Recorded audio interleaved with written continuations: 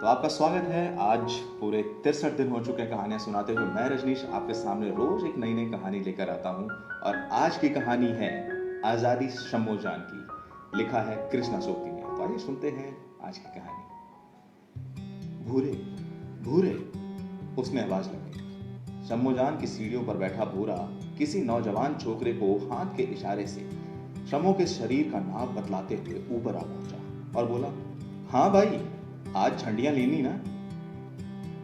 तिरंगों की छाया में शुभ्र वासना नगरी मुस्कुरा उठी।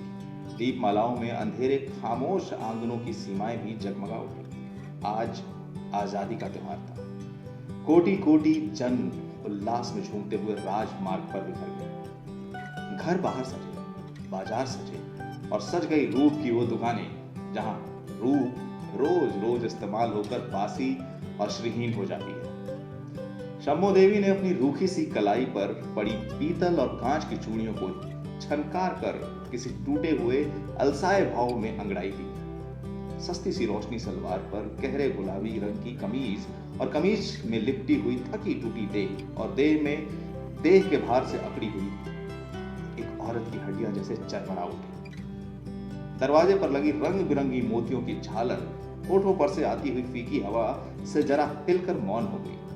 कोने पर पड़ी मेज पर नीले से फूलदान में कई दिनों से मुरझाए फूल सलवटों से भरी मैली शैया को देखकर संकोच में डूब गए। मगर शम्मो बीवी के लिए सब कुछ नया नहीं। संकोच में डूबे हुए फूलों पर उसकी नजर नहीं जाती। उनसे कहीं अधिक वो स्वयं उस गर्त में डूबी है जहां संकोच अर्थहीन हो जाता है। सालों पुराने इस पानदान में से पान लगाकर चबाते चबाते उसे यह सोचने की जरूरत नहीं पड़ती थी कि पान का रस जूस लेने पर पीक दान में थूकने की आदत क्यों बेमतलब है। और आज शम्मो बीवी जानती है कि आजादी का दिन है। जिन कोठों पर बैठकर वो राहगीरों को निमंत्रण दिया करती थी, उन्हीं पर आज तिरंगी झंडियां लगाई जाएंगी। भूरे भूरे, उसने आवाज लगाई, रोशनी भी करनी है भूरे। जरूर भाई। लीलू, चंपा, पन्नो सबके कोठे सज चुके हैं। और भूरे ने अपनी सुरमई लगी तीखी आंख से एक बार शम्मोजान को सिर से पांव तक देखकर उसके गले के नीचे लगे सोने के बटनों पर अपनी नजर टिका दी। शम्मोजान ने उस टकटकी को समझते हुए भी उसे अनदेखा करके कहा, जरा जल्दी करना, फिर लोग आ जाएंगे। भूरे ने अनमने भाव से झंडियां लगानी शुरू की। पतले पतले पतंग के कागजों की सी आवाज शम्मोजान अंदर बैठी सुन रही है। उसके पोले पड़े दांत सुपारी चबाते जा रहे थे। सामने वाले कमरे से मुन्नी जान निकल आई और बोली, कहो बहन, क्या हो रहा है? आज तो पूरा बाजार सजा है। हाँ मुन्नी, आज तो शहर भर में रोशनी है। बीच में ही बात काटते हुए मुन्नी जान ने अपने कर्कश और फटे स्वर में कहा, लेकिन ये क्यों हो रहा है? हो क्यों रहा है ये? और ये सवाल करते हुए अपना महीन दुपट्टा मैले से गावत किए पर फेंक मुन्नी जान चारपाई पर लुढ़क गई। उसके तलवों पर बदरंग सी मेहंदी लगी थी। शम्मोजान ने कहा, आज आजादी का दिन है मुन्नी। दिन नहीं, रात कहो, रात।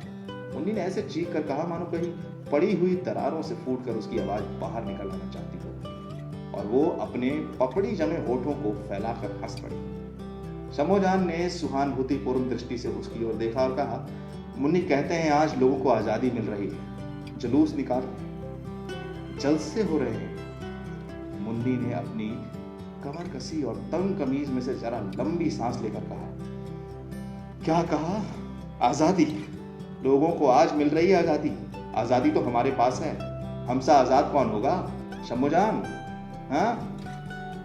और हंस कर गुलाबी रंग से लिपी पुती नारी देह के लट्ठे की मैली चादर पर फैल गई। शम्मोजान कब तक बैठी रही, मुन्नी को कोई खबर नहीं। बेखबर सोच पड़ी रही मुन्नी के अंग प्रत्यंग की थकान को शम्मो समझ रही है। अपने अंदर के ढके पर्दों को उखाड़ कर अगर वो भी देखे तो एक टूटी आहत छाया उसकी उन्नीली आंखों में झलक जाएगी। सालों बीते जब शम्मोजान लाज शर्म छोड़कर पहली बार इन दीवारों के अंदर बैठकर मुस्कुरा दी थी, और अब वो आजाद है। जिस आजादी को अभी अभी मुन्नी ने अपनी बेसुरी आवाज में याद किया था, वो आज कितनी विकृत और कितनी कुरूप हो चुकी है, ये आज उसे भूला नहीं। रात काफी हो चुकी है। बाहर रोशनी अधिक है पर बाजार मंदा है। ग्राहक बड़ी बड़ी इमारतों पर लगी रोशनी देखने में व्यस्त है।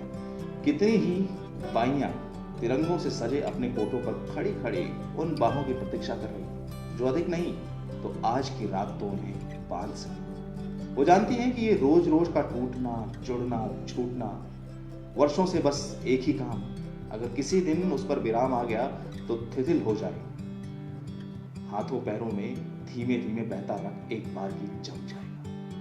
शम्भू देखती हैं कि मुन्नी आज जिस आजादी की बात सोचकर गहरी नींद में सो गई है, उससे उठकर क्या वो फिर अपनी माली नाखों को कजरारा करेगी? क्या वो अपने बालों को मोतियों से संवार कर छज्जे पर जा खड़ी होगी?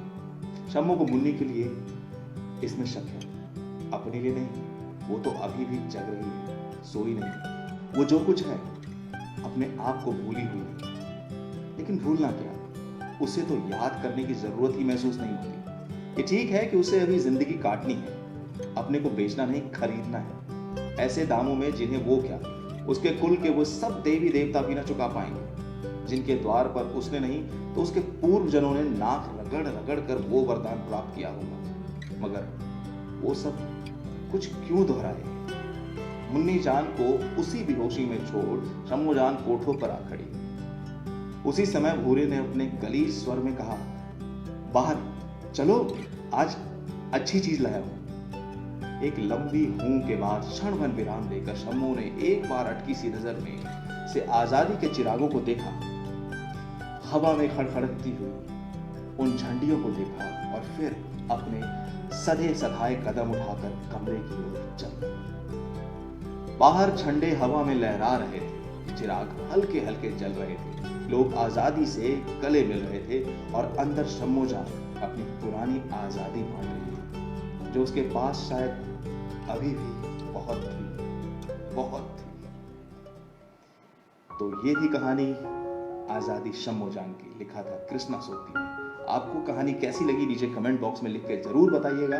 और हाँ, अगर आपके पास भी कोई कहानी है तो मुझे लिख भेजिए, मुझे उसका कोई लिंक भेज दीजिए ताकि मैं वो कहानी आपके लिए नरेट कर सकूं। अगर आप फेसबुक पर देख रहे हैं तो हमारे पेज को जरूर लाइक करिएगा, यूट्यूब पर देख रहे हैं तो जरूर सब्सक्राइब करें, अपने दोस्तों के साथ, फैमिली के साथ जिन्हें कहानियां सुनना पसंद है उनको शेयर करें। Thank you so much.